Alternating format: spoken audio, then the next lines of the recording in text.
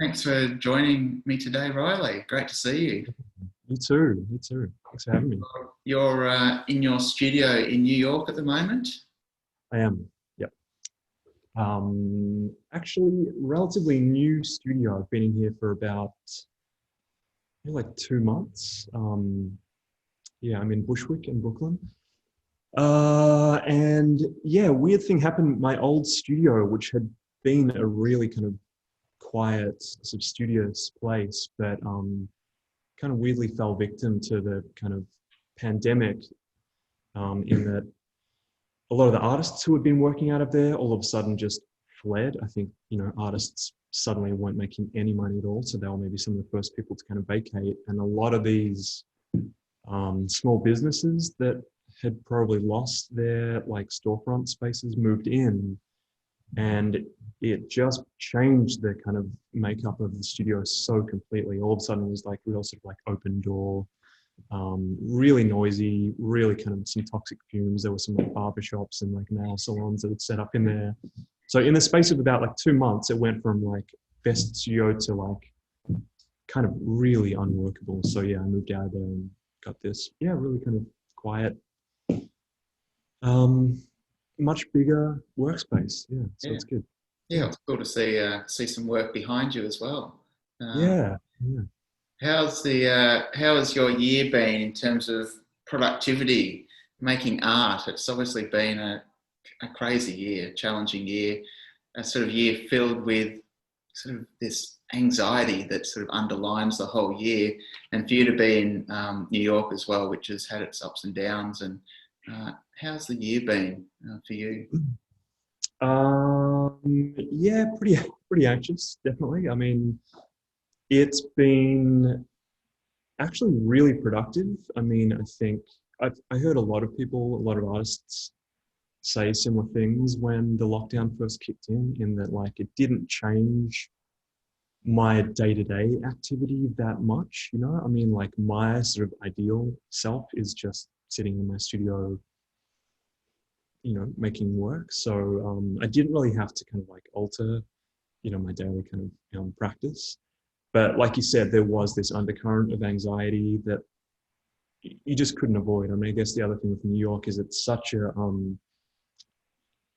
uh, the way the city works is that you kind of like can't really ignore any information, So if there's any news that's happening, if there's any like mood that's happening, it's kind of a blanket mood and it's information that's rammed down your throat without you even like wanting it to be. So yeah, all I would have to do was leave the studio and I would just, see what the streets were like. I'd get home and I'd sort of see what the governor's like daily briefing was, where he was basically just like reading out just how kind of grim the statistics were on each day. And yeah, it was just, it was really dark. In the early days in New York, it was like a really, really dark moment that slightly feels like we're on the brink of again because winter's kicking in. But I think people kind of know how to handle themselves a little bit better this time around. But yeah, I mean, I got a lot of work done. I mean, I was just in here every day. I've got a basement space in my apartment, so I've kind of set up like a drawing studio there, and then this is mostly I've kind of switched gears to mostly paint from my other like offsite studio now. And I just made a lot of work, I made a lot of work.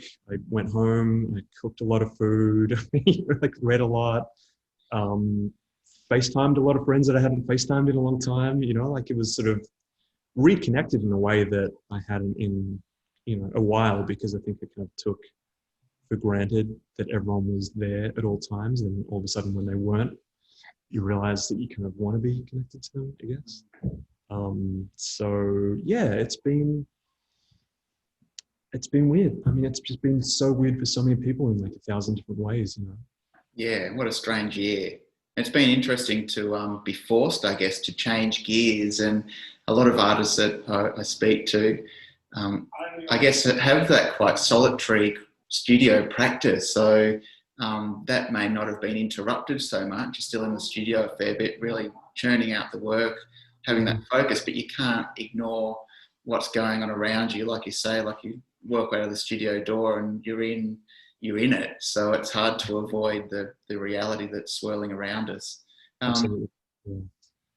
That might be a good point to touch on, I guess, how this year has impacted, I guess, your work in terms of the subject matter or the ideas. I might be a good throw over to your work 2020, which is in the National Works on Paper. Quite a stunning, small little work that has this beautiful ripple effect, this water rippling with the words "don't" coming down. Do you want to talk a little bit about that work and the ideas behind that? Sure. That work, I guess I'd gotten into this habit of, not a habit, but for the last handful of shows I'd made a few works where I just placed a single word on the drawing as opposed to maybe like phrases or kind of, like busier things overlaid onto the background. And I was starting to really enjoy how open-ended those things were. I made one, there were two works that I had in an earlier show in New York. One was actually another image of water and it just said water. And then another one was an image of, it's like a blueberry bush and it just said plants. And it just felt like such a great dumb idea. It was just like, of course that's water, of course that's a plant. But it just kind of like, it felt like it opened up like a bunch of question marks, which is, kind of what you aim for, I guess, is to sort of like have something work, but then have it keep going in a way. And so I'd kind of been working with this like water image for a while. I tend to repeat a lot of like the same sort of like background images a lot. But that work, I mean, like I said before, I'd sort of set up this drawing studio in my basement, and that work was actually the first drawing that I made when, like after New York lockdown. And it just felt, oh man, things just felt so crazy because the other thing was I'd just gotten back from summer in Australia where I had driven up the coast and basically like had the fires chasing me the entire way, and then got back to New York and it just got so much worse. So there was this like, I think I was still a bit like shell shocked from that. Like I wasn't on the coast when they really got bad, but I had to drive, there were a lot of detours and stuff like that. And so I think when I made that work, it was just like, there was so much swimming around in my head. Excuse the pun for being a water drawing, but it just, I guess this is going to sound really corny, but I was just thinking about like water a lot. I've been swimming a lot. There were all these sort of like, just kind of drought conversations that were happening, the way the government seemed to be sort of like handling stuff. It was, it sort of opened up such a like longer standing conversation in Australia about, sort of drought and fire management and stuff like that. And then at the same time, like the city just shut down and this pandemic kicked in, and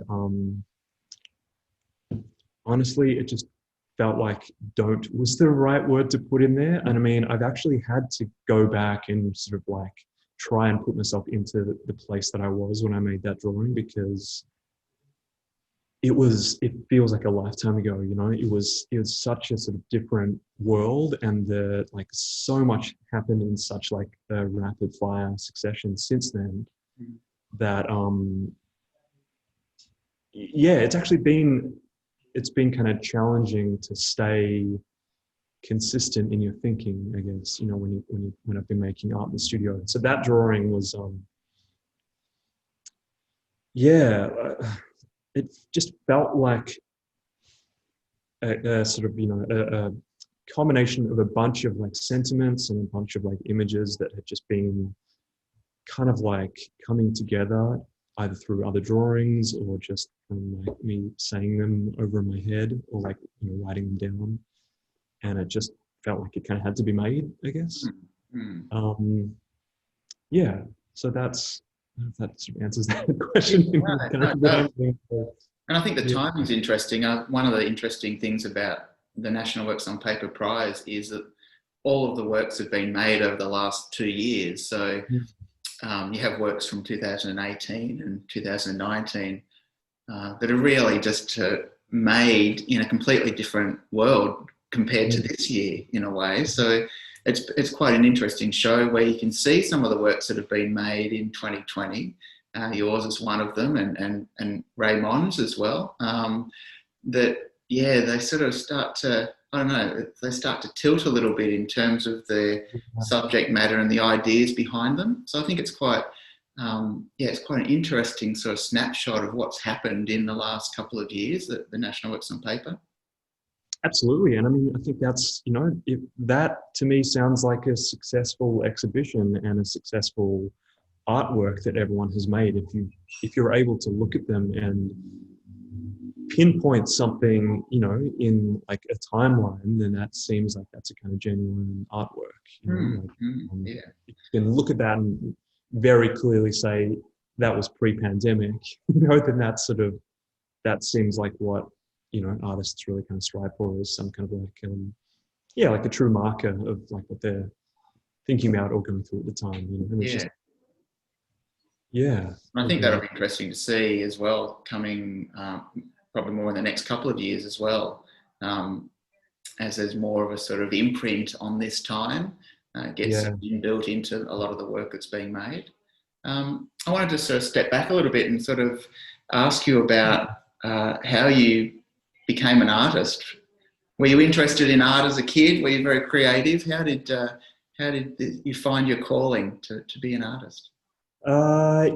Always interested. I mean, I just kind of grew up drawing. My brother and I grew up drawing every spare second. My parents were both very, very creative, I guess. My mom was like a landscape architect and sometime poet, and she made watercolors and stuff. And my dad was actually a freelance illustrator. So he, went to art school back when art school was like a trade that you would kind of choose as an option, I guess. And just started getting like work as an illustrator. So he kind of dropped out and just started kind of, doing it as a job. And, he ended up moving into graphic design, but there was just always a fully stocked kind of stationery kind of closet at my dad's studio. So my brother and I would just go there for school holidays. We just drew all the time, copying comic books, stuff like that. The stuff that you kind of do when you're a kid, if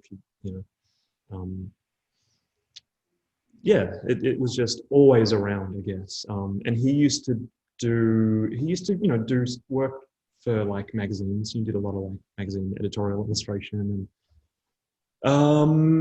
so it was just always there. But then I guess as I kind of hit my you're getting the full kind of timeline here, but as I sort of hit my teens, I really just kind of like stopped. I just didn't really have any interest in it. I started skating, and that really occupied all of my time. So I was like a skater for I still am. I haven't skated in a while, but I started skating in '92, I think, and was just obsessed with it, and fully formed all my social circles. And it wasn't until I guess probably like the early 2000s that I started getting interested in it again.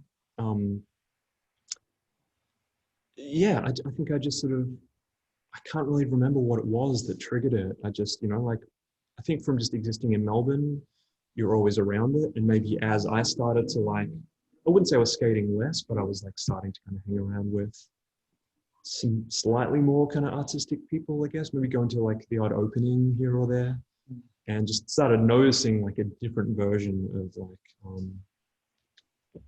art, I guess. And started doing it, started kind of, doing a little bit more kind of seriously, just still in just kind of sketchbooks and stuff like that. But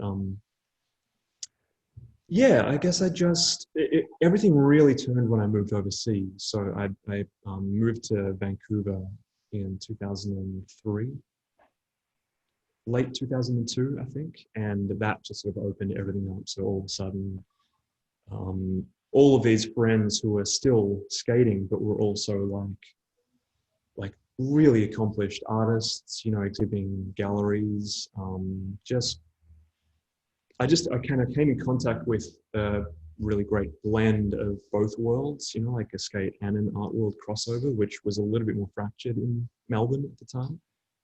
And yeah, I just really kind of burrowed into it, I guess. I mean, the thought of exhibiting was like nowhere in my mind at that point. Like it was still just making weird, you know, doodles and sketchbooks. And um, yeah, I think that was really when everything kind of like shifted. And then I ended up kind of like traveling around the States for a while. I ended up sort of moving to New York in 2003. I was there on and off for about 5 years. And yeah, that just kind of did it. That was where, yeah, again, a lot of friends. There was a big friend circle that I had in Vancouver. And when this one particular year, a lot of us kind of disbanded and some people moved back to Melbourne, some people stayed in Canada, some people moved to various spots in the US, and myself and a big group of friends ended up going to New York. And yeah, just you know, met a different version of the art world there and just kind of got even deeper into it and actually started making work, I guess, like started making pieces, you know, like standalone drawings and things like that.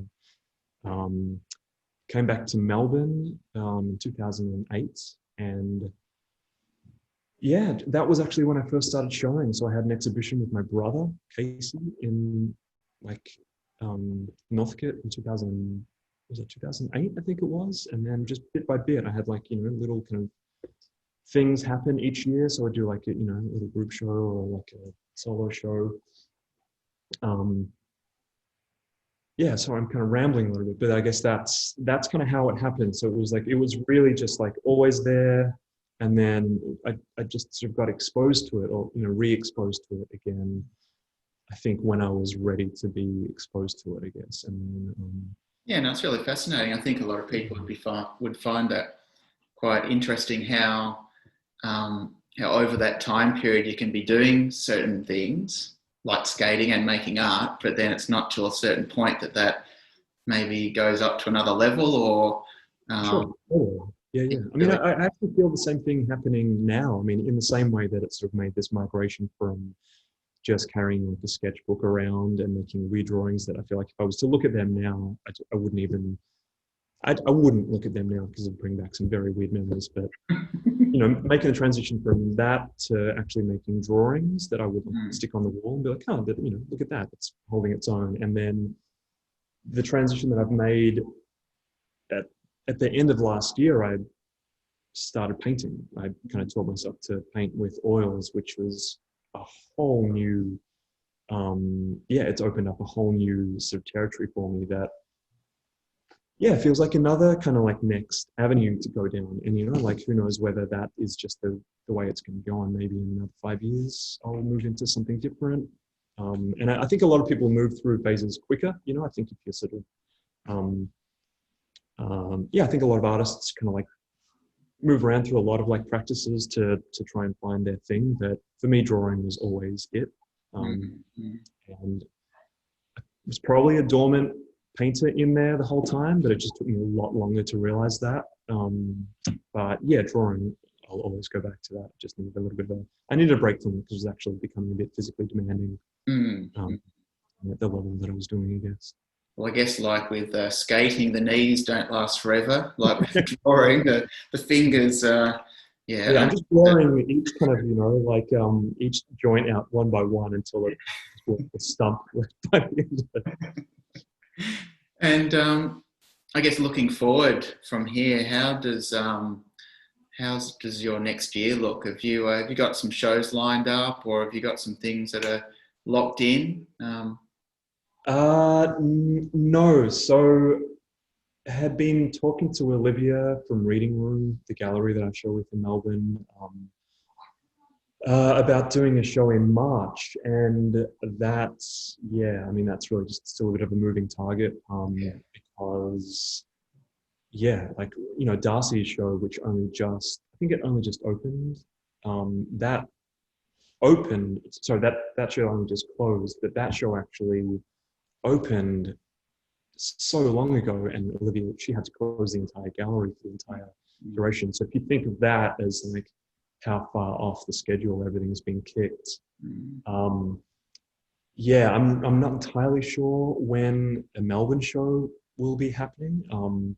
I've got one thing that I'm sort of cooking up over here that I'm trying to sort of like, I'm not going to, you know, I don't want to jinx it just in case it sort of, doesn't come to fruition as a lot of things haven't this year. But yeah, I'm working on a new book project, and just trying to kind of keep busy. I found like in the past, most things happen through me actually just making stuff, and then all of a sudden I've got enough stuff for it to just like find a home. Mm-hmm.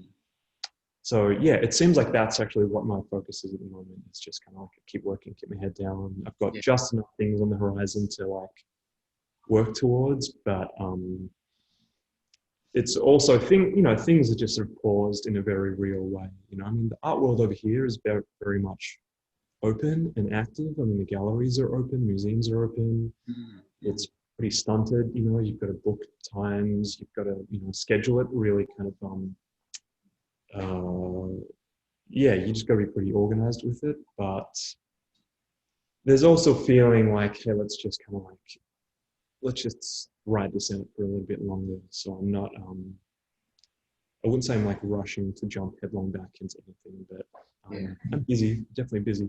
Yeah. Yeah, it was great to have that time, I guess, to just continue that studio-based practice, to keep making work, to have that Absolutely. focus as well. Yeah. Yeah. I mean, it's sort of, I guess that was the other thing with the immediate lockdown is that it felt like you might not get this time again to sort of like experiment with stuff and play around with things, and like that was really when I was starting to get into painting. So it felt like, wow, like will exhibitions even exist in the future? Like that was when everyone was having these really doomy thoughts. So it actually felt like shit, this is the time to just play around with stuff, to kind of like try some new things, learn some stuff. So it felt really like fruitful, actually.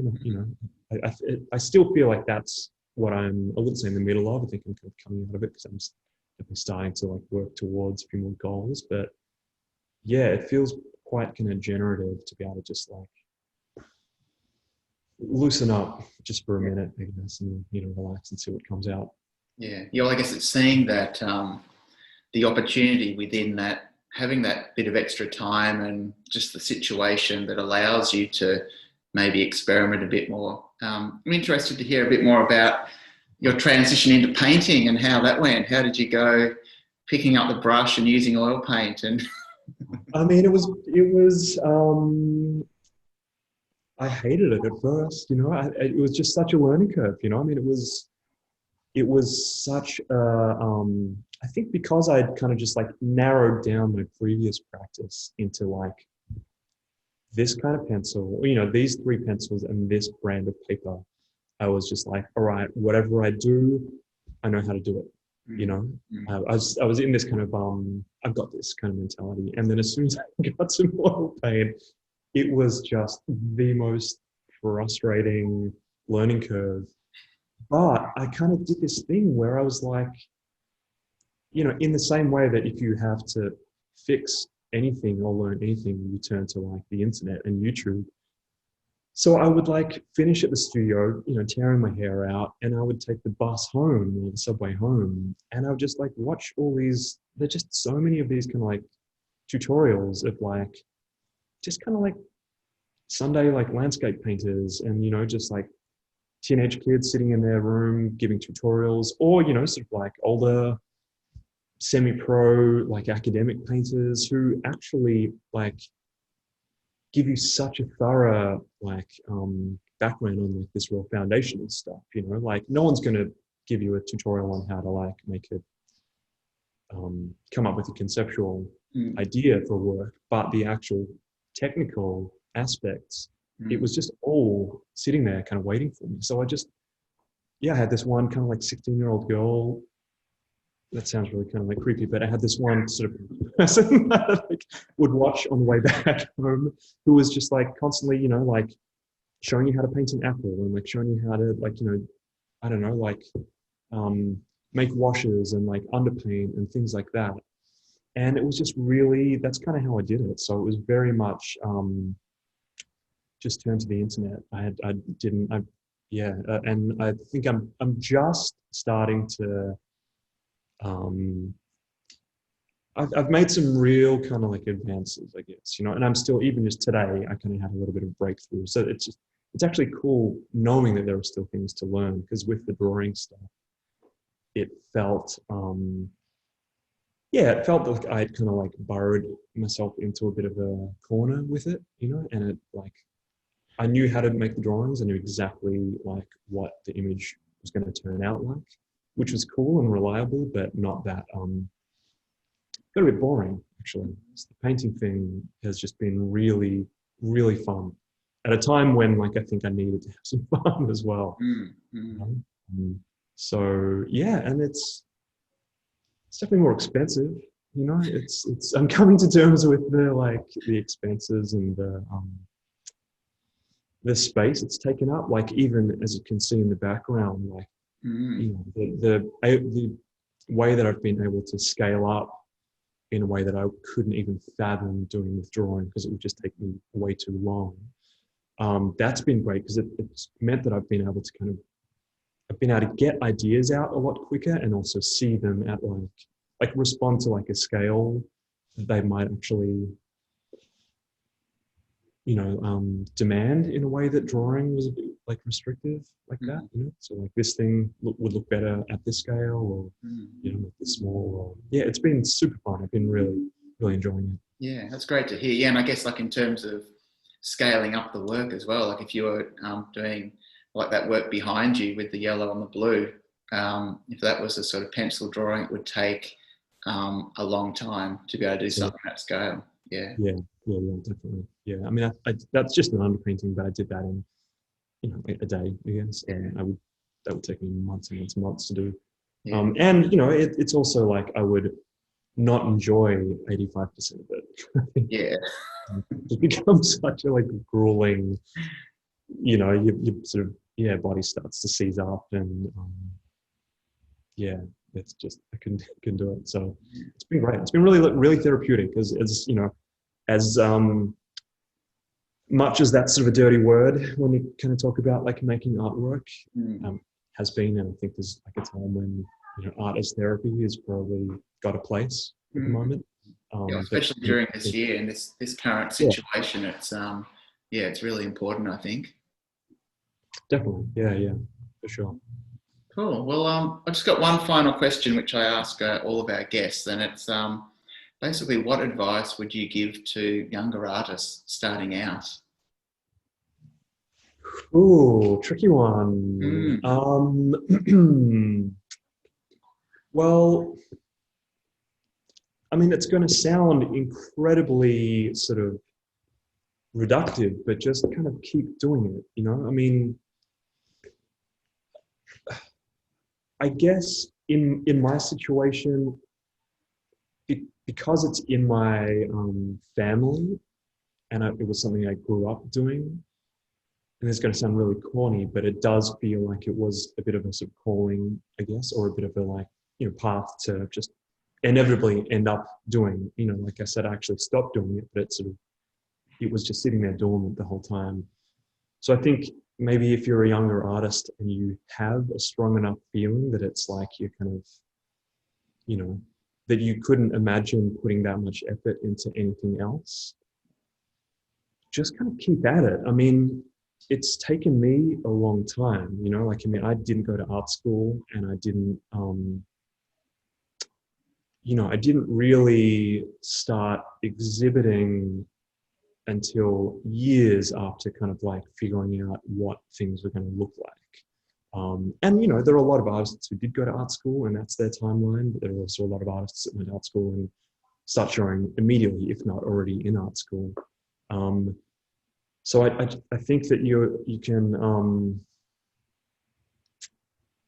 you can be put off pretty easily because you might feel that it's going slowly, but I don't know, you just find a way to make it work, you know, like it's going to suck, and it's going to be like, there's going to be some odd jobs, and there's going to be, You know, just kind of like moments of doubt, I guess. But I think what you can do is hold it up next to the alternative whenever you start to find yourself in that moment. And for me, you know, that alternative is a job that I, you know, just wouldn't be suited for, or like a boss that I wouldn't be suited to work for, or something like that. So it just felt like, you know, it feels like it's kind of a no-brainer actually. So if Mm. you feel that, then just kind of just write it out. Yeah, Is my beautiful. advice. Great advice. Great advice. Well, thanks so much for joining me on this No Zoom problem. conversation. It's been so nice to have a little glimpse into your studio and to hear about your practice. And Yeah. Yeah, it's been really nice chatting. It's nice to sort of, um, yeah, kind of check in with, you know, folks back home and see how everything's going, and you know, I guess let you guys now know how things are going over here as well. yeah, yeah, All connected.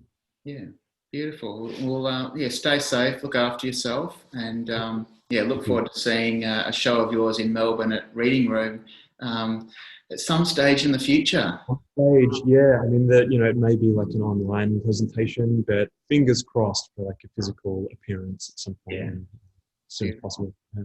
Great. Okay. Well, Yeah. thanks so much, Riley. No worries, Danny. Cool. All right. Nice to see you.